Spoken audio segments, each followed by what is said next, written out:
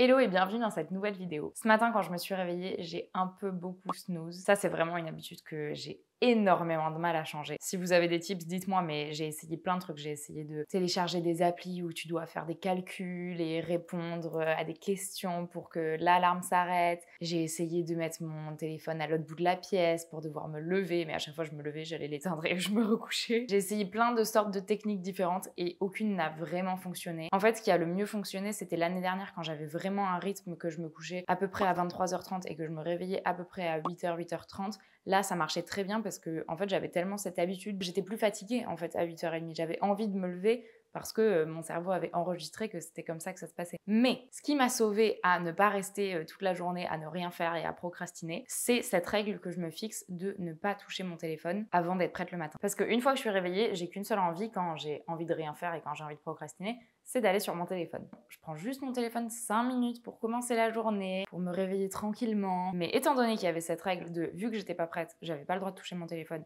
et en plus j'avais exprès mis mon téléphone plus loin pour pas pouvoir y accéder juste depuis mon lit. Donc ça m'a motivée à me préparer, à maintenant filmer et à me mettre dans un mood plus productif pour la journée. Maintenant, comme vous pouvez le voir sûrement derrière moi et dans ma chambre, oh là là, c'est une catastrophe, j'ai beaucoup de choses un peu ménagères à faire. Tous les trucs qu'on adore quoi. C'est parti.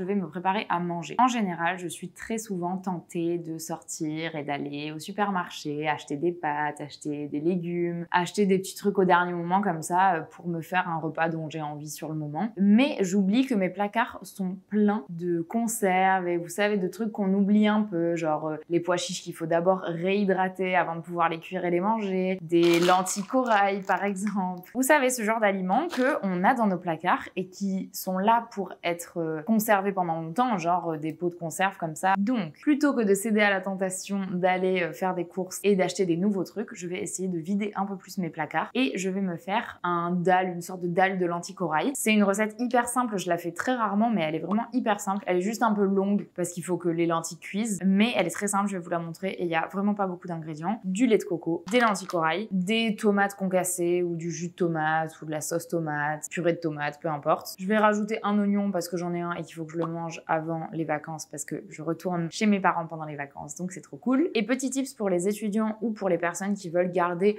un budget nourriture assez restreint tout en se faisant plaisir et en mangeant bien et sain et gourmand. Moi, ce que je fais, c'est que j'achète justement sur ce site-là, ça s'appelle Buy Whole Foods Online, donc c'est beaucoup de trucs bio, de vraiment pas industriels, pas transformés, et je vous conseille pas forcément ce site-là parce que je sais même pas s'il livre en France d'ailleurs, mais ce que je vous conseille, c'est de faire un gros shop où vous allez pouvoir acheter tout plein de conserves, tout plein de haricots rouges, du riz, des pâtes. Tout ça, je les achète en gros sur ce site-là. C'est beaucoup moins cher que d'aller au supermarché. Quand t'as pas trop d'idées de ce que tu vas manger pour toute la semaine et du coup, tu vas au magasin en fait presque tous les jours pour t'acheter quelques petits trucs tous les jours. Bah en fait, ça niveau budget, j'ai remarqué que moi, ça me faisait dépenser bien plus que si justement je prévoyais à l'avance mes repas, que j'achetais tout en gros et que j'allais juste au marché pour acheter les fruits et légumes. J'ai d'ailleurs fait une vidéo sur des conseils nourriture et alimentation et mes recettes préférées que je fais très souvent, que je vous mettrai ici et dans la barre d'infos si vous voulez cliquer et la regarder à la fin de cette vidéo. Voilà.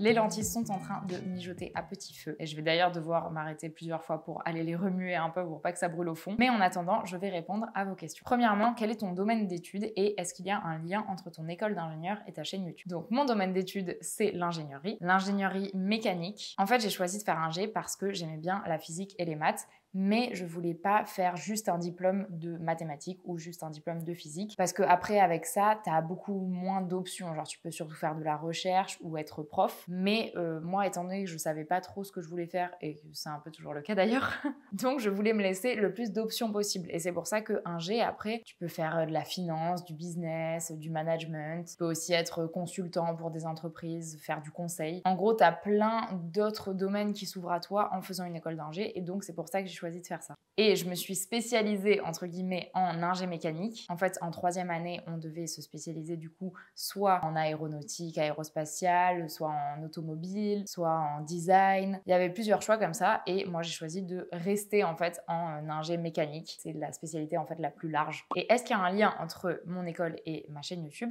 Absolument pas. D'ailleurs, j'ai plein de potes d'ingé qui sont pas du tout au courant que j'ai cette chaîne YouTube et c'est d'ailleurs pour ça, je pense, que j'ai réussi à me lancer. J'en avais fait une vidéo où je vous donnais des conseils pour se lancer et je parlais justement du fait que j'avais beaucoup moins la pression de savoir que les gens que j'allais croiser en fait au campus ou dans mon cours, que eux sachent que je fasse des vidéos parce que mes vidéos sont en français. Je me disais qu'il y avait quand même peu de chances qu'ils tombent sur mes vidéos. Comment tu as fait pour bien t'intégrer en Angleterre? Donc, je suis arrivée il y a 5 ans. Là, c'est ma 5e année d'école d'ingé. Et en vrai, c'était dur. Hein. J'en ai fait une autre vidéo justement où je parle de l'Angleterre et faire ses études ici. C'est absolument génial. Mais quand t'arrives et que t'es pas bilingue, t'as pas des parents qui sont natifs de là-bas, c'est vachement dur parce que moi, je pensais avoir un bon niveau en partant de la France, parce que par rapport à ma classe en France, j'avais un plutôt bon niveau d'anglais.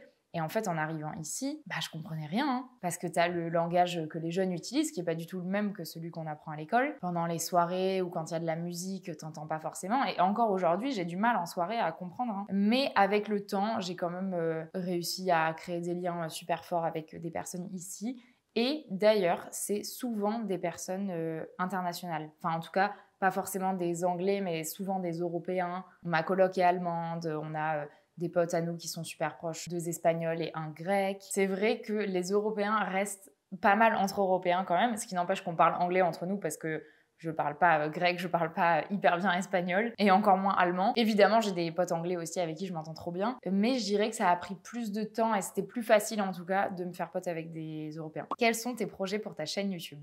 C'est une grave bonne question parce que en ce moment, je suis en plein dans le process de créer un Media Kit. C'est en gros un peu un CV d'influenceur où tu mets tes statistiques, le type de vidéo, le type de contenu que tu fais, etc.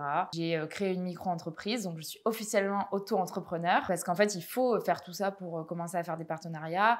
J'ai commencé une liste de marques qui m'intéressent, mais il faut faire vachement de recherches. Enfin, il faut.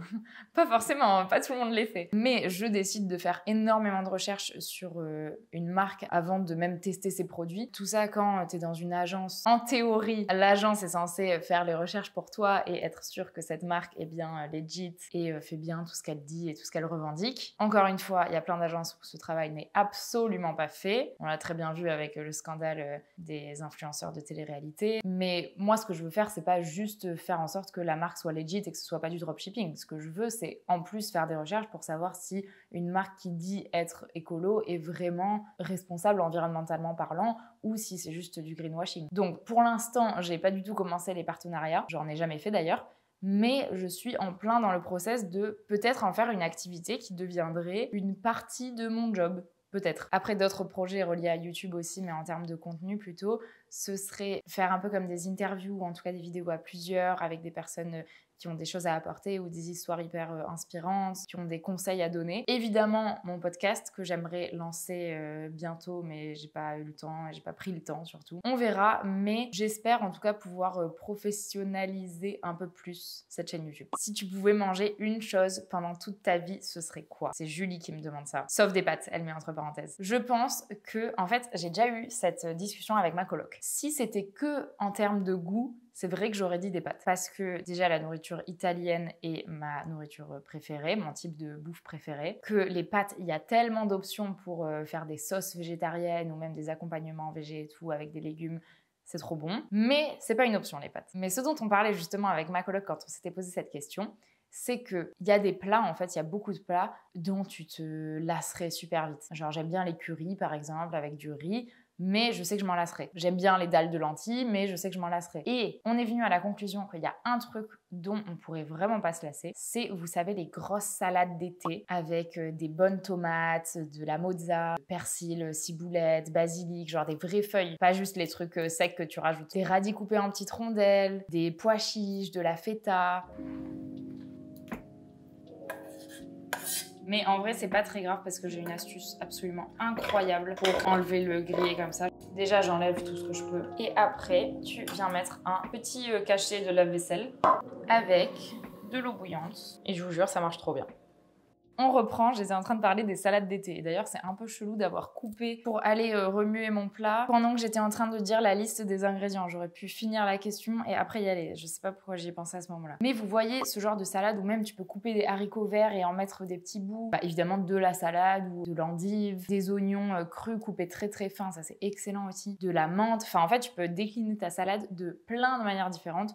Donc, je sais pas si c'est un peu triché parce que ce serait pas exactement le même plat, mais je pense que si je devais manger un plat pour le reste de ma vie, ce serait ce genre de salade composée là. D'autant plus que tu as tous les nutriments dont tu as besoin. Déjà, c'est cru, donc tu as vachement de vitamines. Le fait qu'il y ait des pois chiches ou des haricots rouges, des trucs comme ça te donne des protéines. Et puis même dans les légumes verts, dans des épinards ou quoi, il y a beaucoup de protéines aussi. Tu peux rajouter par-dessus, tu sais, des poudres, des épices, du paprika, du bouquet garni, même du curcuma. Tu peux faire griller les pois chiches au four. Je le fais hyper souvent et je vous ai déjà donné cette technique sur Insta, je crois. En gros, tu mets tes pois chiches sur une plaque de cuisson avec de l'huile, du paprika, du sel, toutes les épices que tu veux. Tu le mets au four pendant genre 20-25 minutes max et ça en sort des petits pois chiches tout croustillants. C'est hyper bon et ça va trop bien avec tout. Et dans les salades, justement, ça va hyper bien. Même à l'apéro, à la place des cacahuètes, vous pouvez faire ça et c'est hyper bon. Et toutes les personnes à qui j'ai fait tester aiment trop et le refont d'elles-mêmes. De base, c'est même un truc que je mets dans des faritas, en gros, à la place de la viande. Et j'ai plein de potes qui mangent de la viande, qui ont testé mes faritas sans viande avec ces pois chiches grillés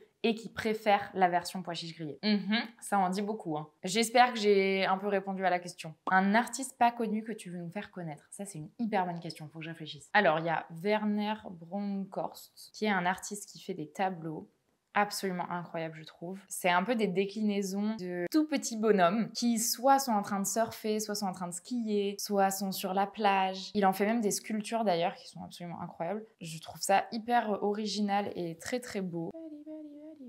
Ah, c'est elle. Maka, c'est ça. Lena Maka, qui est absolument incroyable. Elle fait des œuvres mais splendides. Si je pense à d'autres personnes d'ici là, je vous les rajouterai. Mais pour l'instant, c'est les deux auxquels j'ai pensé en premier. Comptes-tu faire une nouvelle détox plus intense ou plus laxiste? Alors en fait, je suis en plein dedans. Je suis en plein en train de faire une semaine de cette fois 1 heure de réseaux sociaux et pas 1 heure de téléphone de manière générale. Et pour vous donner mon retour là, alors que je suis en train de le faire, on est que jeudi, donc j'ai fait 4 jours. 1, 2, 3, 4. Oui, c'est ça. Je sais à peu près déjà ce que j'en pense, donc c'est bien. Genre, c'est vraiment cool. Et en plus, j'ai gardé ce truc dont je vous parlais ce matin, qui était de pas toucher mon téléphone avant d'être prête le matin. Ça m'aide énormément. Mais le point négatif, c'est que mon temps d'écran, il est toujours énorme, quoi. Il est toujours de 4 heures et quelques. Donc, à chaque fois, j'ai moins d'1 heure de réseau. Ou là, hier, j'avoue, j'ai un peu dépassé 1 heure 4. Mais je sais pas comment ça se fait, en fait, que je traîne autant sur mon téléphone. Quand il réfléchit, 5 heures dans une journée, c'est vraiment énorme. Parce que, admettons, je dors 10 heures ou 9 heures. Donc, imaginons que sur ces 24 heures, on en enlève 9, ça fait 15 heures. Et sur ces 15 heures, j'en passe un tiers sur mon tel. Mais je sais pas, c'est ouf, en fait. Et vous savez, ce truc dont je vous avais parlé d'avoir beaucoup plus de motivation et d'inspiration et de se sentir plus créative quand je faisais 1 heure de téléphone, et ben je l'ai beaucoup moins cette semaine-ci alors que je fais 1 heure de réseau. Donc je pense que être trop sur son tel, ça bloque quand même la créativité et la motivation et tout, même si c'est pas sur les réseaux. Mais d'un autre côté, j'ai appelé beaucoup plus de personnes aussi. Alors que la semaine où je faisais la détox 1 heure de téléphone par jour, là, j'avais appelé quasiment personne parce que je voulais pas dépasser. Comment tu as fait pour commencer à apprécier de faire des activités seule? En vrai, c'est une bonne question, mais j'ai pas de réponse parce que je crois que j'ai toujours adoré ça. J'ai toujours adoré être avec moi-même, genre passer du temps avec moi-même. En fait, non, je crois que je suis en train de mentir parce que je crois qu'au collège et au lycée, ça me faisait un peu peur de rester toute seule et j'aimais bien être beaucoup entourée. Mais avant ça, je crois que quand j'étais petite, je suis fille unique, enfin j'ai une demi-sœur mais qui est beaucoup plus âgée, donc j'ai grandi presque en tant que fille unique, quoi. Donc même quand j'étais petite, en fait, j'étais toute seule pour faire mes activités. Enfin, j'avais des copines de temps en temps qui venaient à la maison ou moi j'allais chez elles. Mais globalement, j'étais surtout toute seule. Moi, je dirais que c'est juste de le faire, en fait. Au début, tu te forces un peu, peut-être, d'aller au cinéma toute seule, d'aller au resto toute seule, d'aller faire une balade toute seule. Tu peux commencer par des trucs relativement simples. Aller faire une balade tout seul, c'est pas non plus le bout du monde, tu vois. Aller au resto tout seul, là, ça demande un peu plus un effort parce que t'es soumis au regard des gens. Mais donc, peut-être commencer par des petites activités comme ça, qui sont très sympas à faire toute seule et plus simples à mettre en place. Et après, le faire de plus en plus. Aller au musée tout seul aussi, je trouve ça absolument incroyable. Parce que tu peux passer le temps que tu veux, tu peux t'attarder sur une œuvre si t'as envie et s'il y en a une autre qui t'intéresse moins, juste y passer 2 secondes. Et t'as pas à te soucier d'autre chose, en fait. T'es vraiment dans ta bulle. J'adore aller au musée seule, vraiment. Ou aller voir des expositions, peu importe. En tout cas, des trucs un peu d'art, culturel. Après, je pense que les années collège-lycée, pour moi, c'était un peu difficile, mais comme pour tout le monde, en fait. Je pense c'est une période où tu te cherches, où voilà, tu grandis, t'es pas vraiment un adulte, mais t'as un peu envie d'être un adulte, et en même temps, t'as envie de rester enfant toute ta vie. C'est une période qui est un peu dure, donc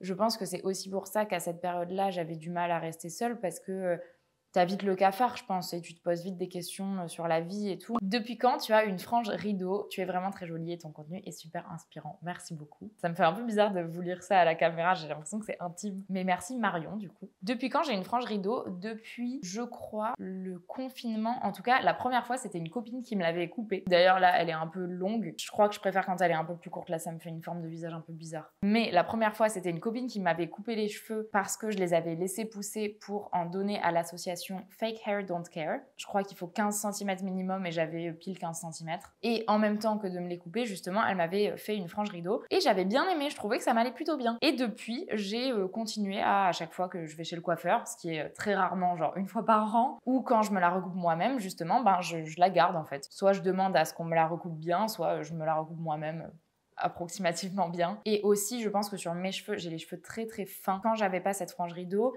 ça me faisait vraiment un visage plat, quoi. Et les cheveux, ils étaient tout droits. Je trouve que ça apporte un peu plus de volume et plus de forme. Je sais pas, j'aime bien. Est-ce que c'est compliqué de gérer à la fois tes études et à la fois ta chaîne YouTube?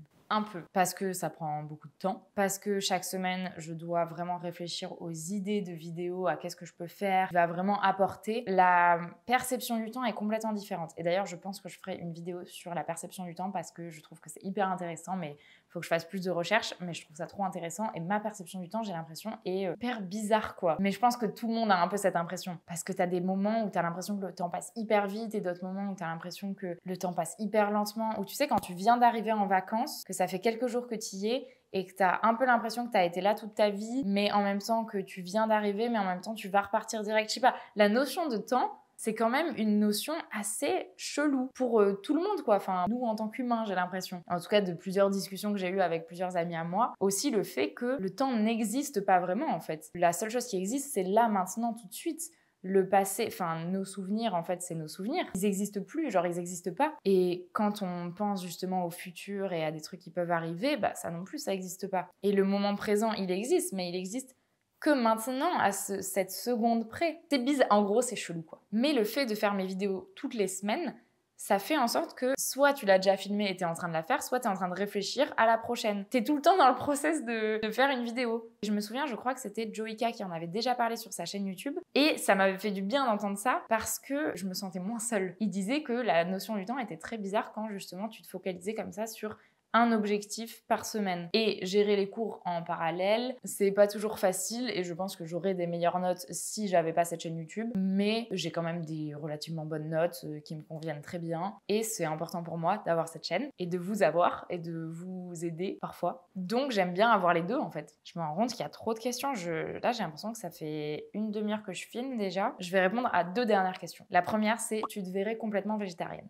Bah oui, totalement. En fait, quand je suis ici ou quand je décide de mes propres repas, je suis complètement végétarienne. Et même quand je suis chez mes parents, je suis complètement végétarienne. Les seuls moments où je le suis pas, c'est quand je me fais inviter à des dîners ou à des repas et que mon hôte, je sais, va préparer de la viande. À ce moment-là, c'est vraiment les seuls moments où je mange de la viande.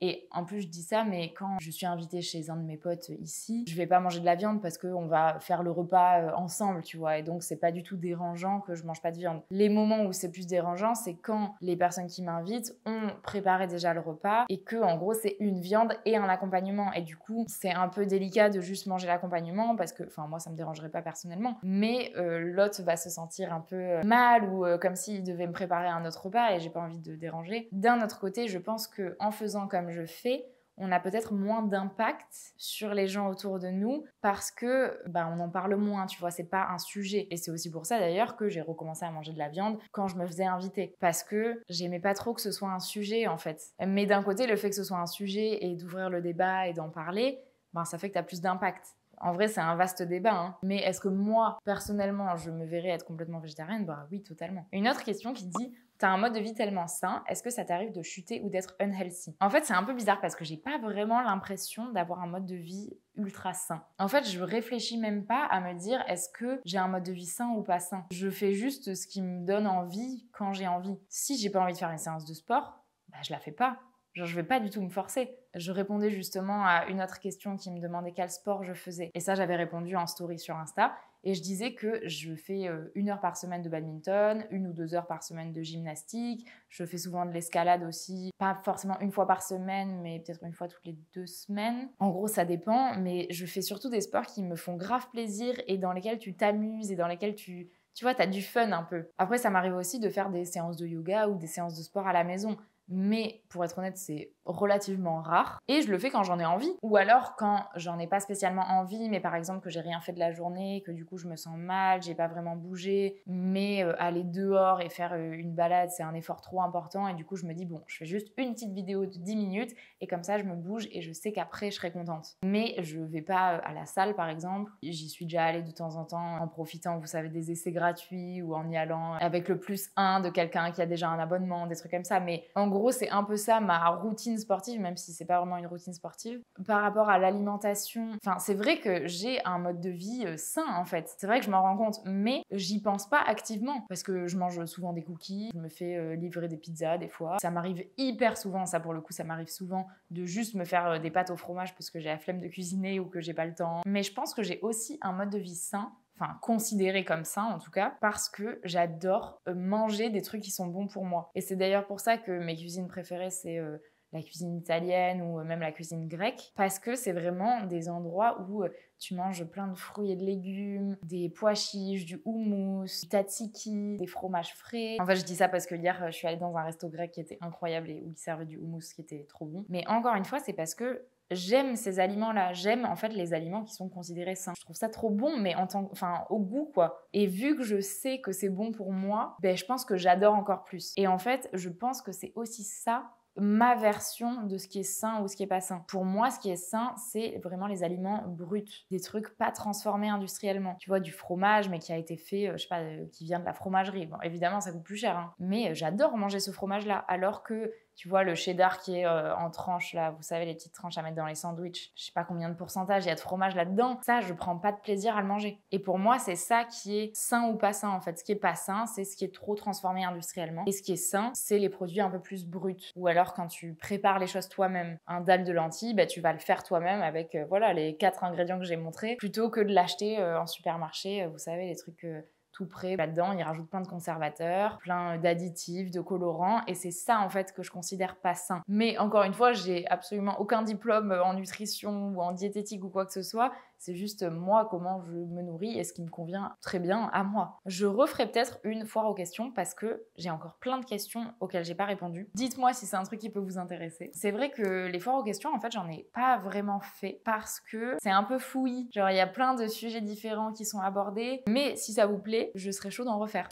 En ce moment, je suis vraiment dans le même cas que plein de jeunes comme moi au niveau de la perspective d'avenir et de la carrière et du professionnel. C'est que en fait, il y a plein de choix qui s'offrent à moi et c'est dur d'en choisir un parce qu'en choisir un, ça veut dire renoncer à plein d'autres qui, ça se trouve, sont trop bien. Évidemment, je sais qu'on peut toujours changer, même une fois que tu as choisi ton travail, et on sera amené justement, contrairement aux générations précédentes et à nos parents et nos grands-parents, à changer de travail plusieurs fois dans notre vie. Mais là, tout de suite, j'ai pas envie de devoir faire un choix et donc de renoncer à d'autres choses. Et je trouve que de manière générale, on amoindrit vraiment la charge mentale que ça représente de devoir faire ces choix-là quand on est aussi jeune. Déjà, je trouve que choisir à 17 ou 18 ans sur Parcoursup, je trouve que c'est hyper jeune pour savoir ce que tu veux faire de toute ta vie. Alors bien sûr, on peut changer, il y a des filières, des passerelles, mais globalement, tu choisis quand même ton domaine d'expertise un peu. Tout ça pour dire que j'ai téléchargé 2 livres. Un des 2, il me semble qu'il est disponible sur YouTube. Donc il y a The Defining Decade, Why Your 20s Matter et je sais plus quoi. En gros, pour la vingtaine et pour les personnes qui sont dans la vingtaine et pourquoi est-ce que c'est des années importantes. Et le deuxième, c'est I Could Do Anything If Only I Knew What It Was. Donc, je pourrais tout faire si seulement je savais ce que c'était. Donc j'ai commencé à écouter ce livre-là justement, et peut-être que ces 2 livres vont aussi pouvoir vous aider si vous êtes dans la même situation que moi, que vous êtes jeune et que c'est un peu dur de savoir ce que t'aimes dans la vie, quoi. Moi, mon problème en fait, c'est qu'il y a énormément de choses qui m'intéressent. Et à chaque fois que je vois quelqu'un qui est vraiment passionné par son travail, tu vois, je vais avoir envie d'exercer son travail, mais juste parce que cette personne me renvoie cette émotion-là et cette énergie de je suis épanouie dans ce que je fais. Et du coup, ça me donne envie de faire ce travail, pas forcément parce que j'aimerais son travail, mais juste parce que je trouve ça absolument incroyable de trouver ce que tu as envie de faire en fait et ce qui te met des étoiles dans les yeux, quoi. Donc bien sûr, je vous reparlerai de tout ça. Et en attendant, j'espère que ces 2 suggestions de livres vont pouvoir vous aider autant qu'à moi, j'espère. Là, il faut que je continue à faire des trucs relous comme étendre la machine que j'ai faite tout à l'heure, relancer une lessive, aller acheter des sacs poubelles, vraiment des trucs hyper fun. Je vous rappelle aussi de vous abonner si vous ne l'êtes pas parce que 50%, je crois que c'est 44% des gens qui regardent mes vidéos ne sont pas abonnés. Donc je me permets de vous le redire, quoi. Et je vous retrouve dimanche prochain pour une nouvelle vidéo et tous les jours sur Insta. Ciao!